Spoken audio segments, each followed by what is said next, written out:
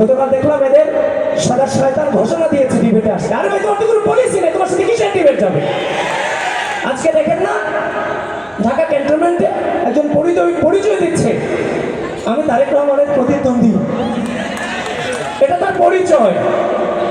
তো সেও চায় যে আমি তারেক রহমানের সাথে ডিবেটকারী, সে সামনে পরিচয় দিতে চায় আমি তারেক রহমানের সাথে ডিবেটকারী।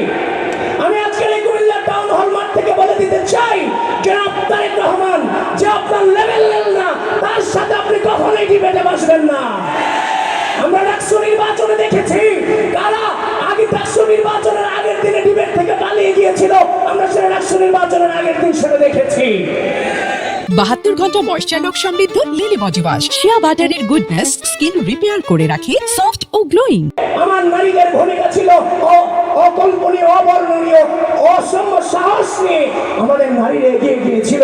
সেই মুহাম্মদ ইসলামের যুগ থেকে, প্রাক ইসলামের প্রথম যুগ থেকে আপনি ইসলামের দোহাই দিয়ে ইসলামের কথা বলে আমার নারীদেরকে আপনি ঘরে বন্দী করতে চান? আমার নারীদেরকে আপনি বিভিন্ন ট্যাগ দেন।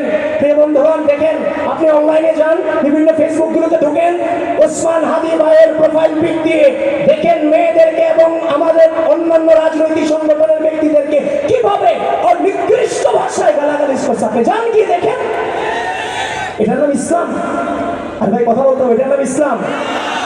ইসলামকে গালিগালাজ সমর্থন করে? ইসলামকে অপপ্রচারকে সমর্থন করে? ইসলামকে পরনিন্দা চর্চাকে পছন্দ করে? তাহলে কিসের ইসলামকে ধারণ করে? একদিকে আপনি বলছেন ইসলাম, ইসলামকে ধারণ করি, একজন মহিলা তাদের হচ্ছে যে একজন মহিলা সদস্য বলছেন আমরা ইসলামকে ধারণ করি, দলীয় প্রধান হতে পারবে না, সেটাকে ধারণ করি আমরা রাজনীতিতে এসেছি। ঠিক আছে, আপনি সেই ইসলাম ধারণ করেন, কিন্তু আপনি তো দূতাবাসে গিয়ে বলছেন আমরা শরিয়া আইন কায়েম করতে চাই না।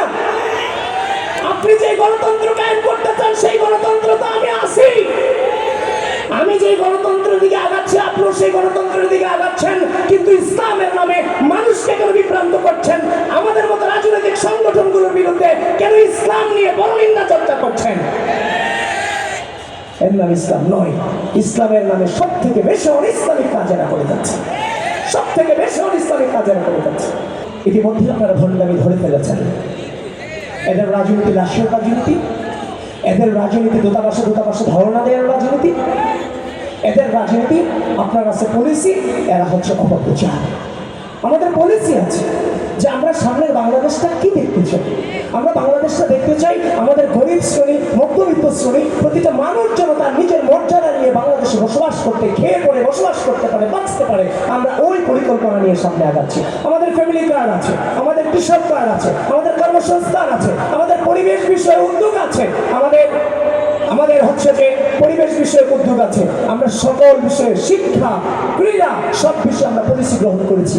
অপরদিকে তারা শুধু অপপ্রচার চালাচ্ছে। ধর্মের নামে, ইসলামের নামে কেউ যেন অপপ্রচার করতে না পারে, কেউ যেন ধর্মের ব্যবহার করতে না পারে। আপনারা কেউ বিভ্রান্ত হবেন না। এখানে যারা আছেন আমরা সকলে মিলে একটি ঐক্যবদ্ধ বাংলাদেশ বিনির্মাণ করতে চাই, এমন একটি বাংলাদেশ বিনির্মাণ করতে চাই যেখানে আমরা সকলে মিলে সেফ থাকবো, প্রত্যেকের কাছে আমরা নিরাপদ থাকবো। এই আসনের যে প্রার্থী আছেন, যদিও এটা রাজনৈতিক বক্তৃতার মানে এখন রাজনীতি করি, রাজনৈতিক বক্তৃতার বাইরে যাওয়ার সুযোগ আসলে হয় না, যেটা বাস্তবতা সেটা আপনাদের সামনে তুলে ধরতে হয়, সেটুকুই তুলে ধরার চেষ্টা করলাম। তবে বিভ্রান্ত হবেন না, বিশ্বাস রাখেন এই জুলাই গণঅভ্যুত্থানকে ব্যবহার করে এখনো পর্যন্ত এই বাংলাদেশের মাটিতে চারানা পয়সার কোনো অনধিকার চর্চা করিনি। এটাই আমাদের সবচেয়ে বড় সফলতা, আমরা সেটা করে দেখিয়েছি। 72 ঘন্টা ময়েশ্চার লক সমৃদ্ধ লিলি বডি ওয়াশ, শিয়া বাটারের গুডনেস স্কিন রিপেয়ার করে রাখে সফট ও গ্লোয়িং।